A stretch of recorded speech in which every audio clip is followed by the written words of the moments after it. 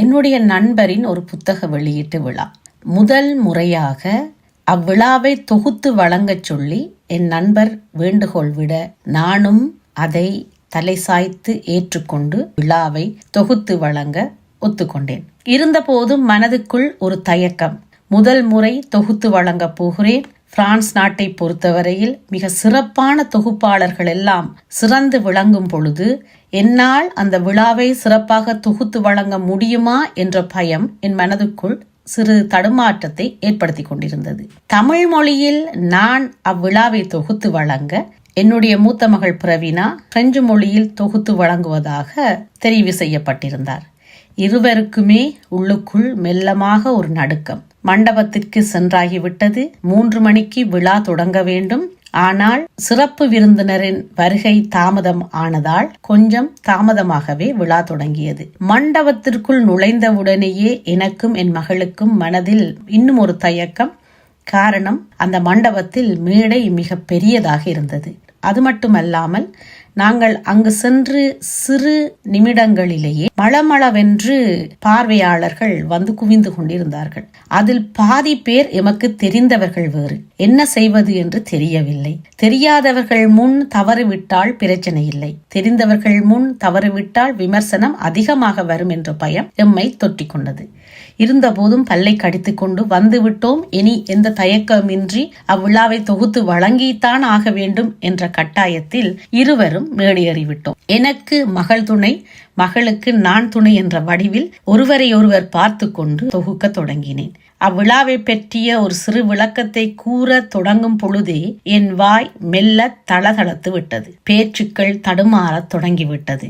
என்ன செய்வதென்று புரியவில்லை. இருந்தாலும் நான் சிறப்பாக செய்து விடுவேன் என்ற நம்பிக்கையை மனதில் கொண்டு அவ்விழாவை தொகுக்க தொடங்கினேன். என் நண்பரின் நூல் வெளியீட்டு விழா என்று கூறியிருந்தேன். ஆனால் என் நண்பர் யார் என்று உங்களுக்கு அறிமுகப்படுத்தவில்லை. அவர்தான் கவிஞர் ஈழபாரதி.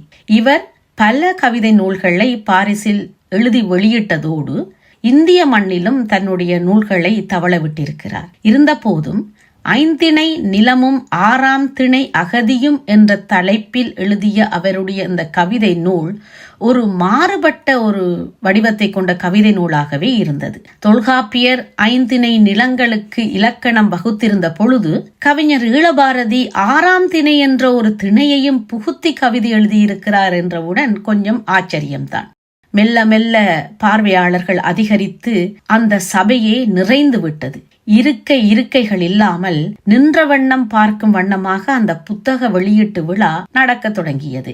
சிறப்பு விருந்தினர் வருவதற்கு தாமதமாகி விட்டதால் மங்கள விளக்கேற்றி நிகழ்வை ஆரம்பிக்கலாம் என்ற எண்ணத்தோடு நிகழ்வை தொடங்கினோம். மிக அழகாக அங்கு வந்த அன்பு உறவுகள் நாம் அழைத்த போது உடனே மேடையேறி மங்கள விளக்கேற்றி அந்நிகழ்வை சிறப்பாக தொடங்கி வைத்தார்கள். அவர்களை தொடர்ந்து எம் மண்ணுக்காக உயிர் நீத்த அத்தனை உயிர்களையும் மனதில் எண்ணி அகவணக்கம் செலுத்தப்பட்டது. அகவணக்கத்தை தொடர்ந்து செல்வி இமையா திவாகர் என்னும் சிறுமியின் செல்ல குரலில் இறைவணக்கம் ஆரம்பிக்க, அவரை தொடர்ந்து ஜிவேனா ஆண்ட்ரூஸ் என்னும் மழலையின் குரலில் விவிலியத்தின் வாசகங்கள் சில வாசிக்கப்பட்டது. சான்றோர்களின் கூற்றுப்படி இலக்கியங்கள் தான் தோன்றிய காலத்தை படம் பிடித்து காட்டுவன. ஆகவேதான் இலக்கியங்கள் காலம் காட்டும் கண்ணாடி என கூறப்படுகின்றது. அவ்வகையில் எழுந்து கொண்டிருக்கும் இலக்கியங்கள் நிசம் கூறும் நிகழ்வுகளாக அமைதல் காலத்தின் கட்டாயமாக இருக்கிறது. காரணம், எதிர்காலத்தில் இவ்விலக்கியங்களே எம் வரலாற்று செய்திகளாக மாறும் வாய்ப்பு இருக்கும்படியினால் இந்த இலக்கியங்கள் நிசங்களை மட்டும் கூறும் இலக்கியங்களாக இருத்தல் வேண்டும். அவ்வாறு எழுந்த இலக்கியம்தான் கவிஞர் ஈழபாரதியின் 5 திணை நிலமும் 6ஆம் திணை அகதியும் என்னும் தலைப்பில் அமைந்துள்ள இக்கவிதை தொகுப்பு. தமிழ் இனத்தின் இடப்பெயர்வின் வலியையும் அகதிகளாக பல இடங்களுக்கும் ஊர்களுக்கும் நாடுகளுக்கும் அவர்கள் இடம்பெயர்ந்த போது, அவர்கள் மட்டுமல்ல நாமும் இடம்பெயர்ந்த போது அனுபவித்துக் கொண்டிருக்கின்ற துன்பத்தையும் துயரத்தையும் அகதியின் வழிபாடும் பாக்களாக இந்நூலில் கருப்பு மை கொண்டு பதிப்பிட்டிருக்கிறார் ஈழபாரதி. இன்றைய காலகட்டத்தில் காதல் கவிதைகளும் பெண்ணியம் பேசும் கவிதைகளும் சமூக அவலங்களும் பற்றிய கவிதைகளுமே எழுந்து கொண்டிருக்கும் வேளையில் அகதி என்னும் ஓர் இனம் உண்டு, அது பல அவலங்களுக்கு மத்தியில் உயிர் வாழ போராடி கொண்டிருக்கிறது என்பதை தனது கவிதைகளின் கருவாக கொண்ட பாக்களை புனைந்து அப்பாக்களை மாலையாக கோர்த்து நூல் வடித்த கவிஞர் ஈழபாரதி அவர்களுக்கு எனது வாழ்த்துகள். இந்நூல் வெளியீட்டு விழாவுக்கு எங்கள் அன்பு அழைப்பினை ஏற்று வருகை தந்திருக்கும் அன்பு உறவுகளுக்கு என் இனிய மாலை வணக்கம். மங்களகரமாக இந்நிகழ்வை தொடங்க மங்கள விளக்கேற்றி நிகழ்வை தொடங்க இருக்கிறோம். அதற்கு அன்புடன் நான் அழைக்கும் உறவுகள் தயவு செய்து மங்கள விளக்கேற்ற மேடைக்கு வரும்படி வேண்டிக் கொள்கிறேன். அருட்தந்தை அகஸ்டின் பிரபு, திருமதி அனிசியா ஆனந்தரூதன், திருமதி Philomena Anton,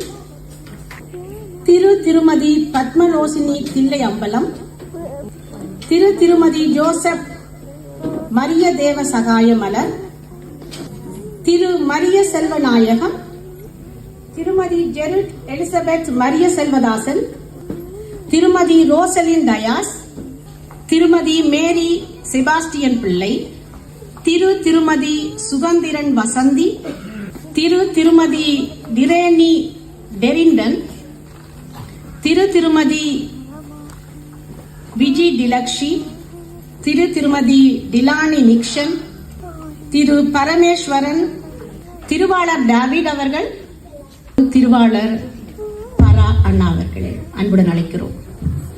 Monsieur David, vous pouvez présenter sur la scène pour allumer la lampe, s'il vous plaît. La lampe de bienvenue. Merci. இவ்விழா சிறப்பாக அமைய மங்கள விளக்கேற்றி தங்கள் வாழ்த்துக்களை வழங்கிய நல்லுள்ளங்களுக்கு நன்றி.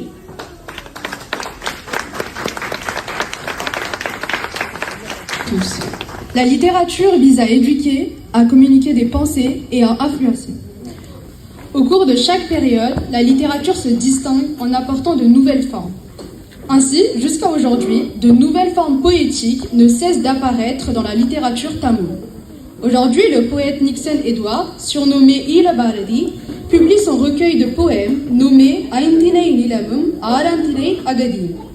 Il y évoque la condition de vie misérable des réfugiés, plus particulièrement des réfugiés tamouls du Sri Lanka. Nous vous accueillons ici avec grand plaisir afin que nous souteniez dans notre voyage littéraire. Afin de débuter cet événement, M. Kumarasamy Pararasa et son groupe vont jouer un morceau avec le parei, qui est un instrument de musique tamoule traditionnel. Suite à cela, la flamme de bienvenue a été allumée. Désormais, nous allons rendre hommage aux martyrs du Tamil Eelam, ainsi qu'aux victimes tamoules de la guerre civile sri-lankaise. சொந்த மண்ணின் உரிமைக்காக போராடி வீரச்சாவினை தழுவிக்கொண்ட அத்தனை மாவீரர்களுக்கும், இலங்கை இந்திய படைகளினால் படுகொலை செய்யப்பட்ட அப்பாவி பொதுமக்களுக்கும் நாட்டு பற்றாளர்களுக்குமாக அகவணக்கம் செலுத்துவோம். தயவு செய்து எழுந்து நின்று அகவணக்கம் செலுத்துங்கள். வணக்கத்தை தொடர்ந்து இனிமையான குரலில் இறைவணக்கம் பாட வருகிறார் திருமி இமையா திவாகர். ஜுவேனா ஆண்ட்ரூஸ் அவர்களை மேடைக்கு அன்புடன் அழைக்கிறோம். லூக்காஸ் எழுதிய நற்செய்தியிலிருந்து வாசகம். அதிகாரம் 6, வசனங்கள் 1 முதல் 5 முடிய. ஒரு ஓய்வு நாளில் இயேசு வயல்வெளியிலே செல்ல நேர்ந்தது. அவருடைய சீடர்கள் கதிர்களை கொய்து கைகளால் கசக்கி சென்றனர். பரிசேயரில் சிலர், ஓய்வு நாளில் செய்யத்தகாததை நீங்கள் செய்வதேன் என்று கேட்டனர். அதற்கு இயேசு மறுமொழியாக, தாமும் தம்மோடு இருந்தவர்களும் பசியாயிருந்த போது தாவீது நீங்கள் செய்ததை குறித்து வாசித்ததில்லையா? அவர் இரு இல்லத்துக்குள் சென்று குருக்கள் மட்டுமே அன்றி வேறு எவரும் உண்ணக்கூடாத அப்பங்களை எடுத்து உண்டதும் அன்றி தாமும் தம்மோடு இருந்தவர்களும்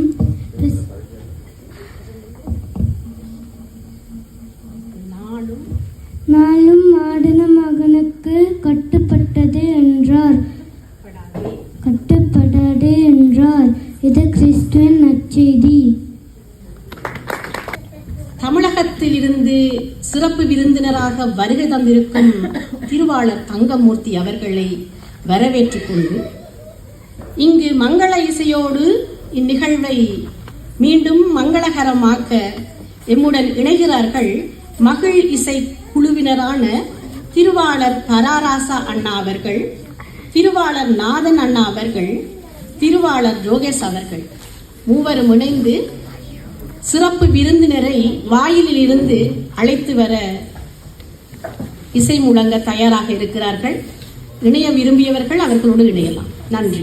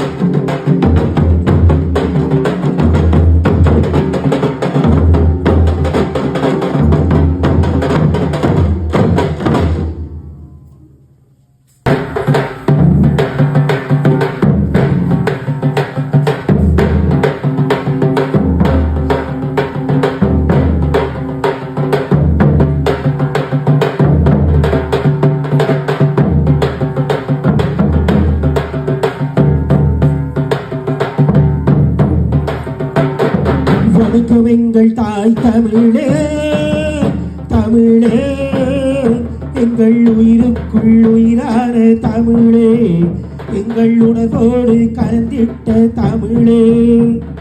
வணக்கம் எங்கள் தாய் தமிழே, தமிழே எங்கள் உயிருக்குள் உயிரான தமிழே, எங்கள் உணர்வோடு கலந்திட்ட தமிழே. இனிமை தமிழே, இனிய தமிழே, இசையாதி இசைக்கின்ற தமிழே, இலக்கியத்தின் முத்தமிழே, புலவர்கள் புகழ்ந்து பாடும் தமிழே, நம் முன்னோர்கள் போற்றி நின்ற தமிழே. வணக்கம் எங்கள் தாய் தமிழே, தமிழே எங்கள் உயிருக்குள் உயிரான தமிழே, எங்கள் உணர்வோடு கலந்திட்ட தமிழே.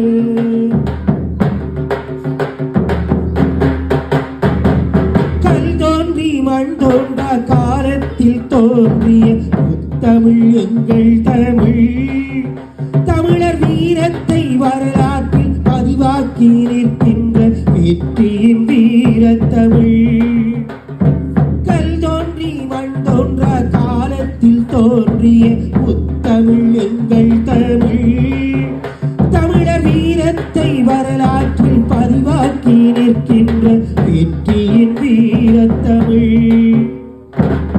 தாலாட்டு பாடினாலும் தமிழ்தானே, தமிழர்கள் அடையாளம் தமிழ்தானே, நாத்து நட்டாலும் தமிழ்தானே, நல்லன சொல்வதும் தமிழ்தானே.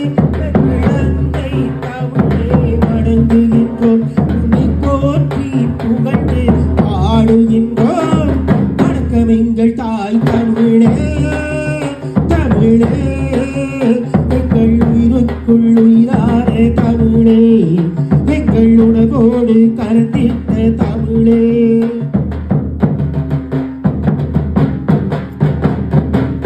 வரலாற்று நாயகன் உயிராக போற்றிய வீரத்தின் தமிழ் அல்லவா, தமிழ் மறவர்கள் உயர்வாக போற்றிய எங்களின் பாரசீக தமிழ் அல்லவா.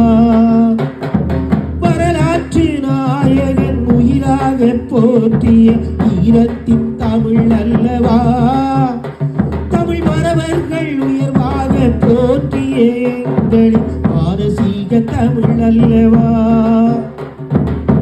அமுதமானது தமிழ் அல்லவா, அனைத்துமானது தமிழ் அல்லவா, அன்பின் அடையாளம் தமிழ் அல்லவா, பண்பாடு சொல்கின்ற தமிழ் அல்லவா, எங்கள் அன்னை தமிழே வணங்குகின்றோம், உன்னை போற்றி புகழ்ந்து பாடிடுவோம். வணக்கம் எங்கள் தாய் தமிழே, தமிழே எங்கள் உயிருக்குள் உயிரான தமிழே, எங்கள் உணர்வோடு கலந்திட்ட தமிழே. சரித்திர புருஷர்கள் வரலாறு சொன்ன தமிழெங்கள் தமிழ் அல்லவா, திருக்குறளின் சிறப்பினை விளக்கிய தமிழே எங்களின் மூச்சல்லவா. அப்பர் சுந்தரர் மாணிக்க வாசகர் போற்றி பாடியதும் தமிழ்தானே, உயர்ந்த இடத்தில் இருக்கும் எங்கள் உன்னத தமிழ்தானே, எங்கள் அன்னை தமிழை வணங்குகின்றோம், உன்னை போற்றி புகழ்ந்து பாடிடுவோம். வணக்கம் எங்கள் தாய் தமிழே, தமிழே எங்கள் உயிருக்குள் உயிரான தமிழே, எங்கள் உணர்வோடு கலந்திட்ட தமிழே, இனிமை தமிழே, இனிய தமிழே, இனிதாகி இசைக்கின்ற தமிழே, இலக்கியத்தின் முத்தமிழே, புலவர்கள் புகழ்ந்து பாடும் தமிழே, நம் முன்னோர்கள் போற்றி நின்ற தமிழே. வணக்கம் எங்கள் தாய் தமிழே, தமிழே எங்கள் உயிருக்குள் உயிரான தமிழே, எங்கள் உணவோடு கருத்திட்ட தமிழே. தந்தானே தாராரா தனரா தனே தாரரே தாரரே தார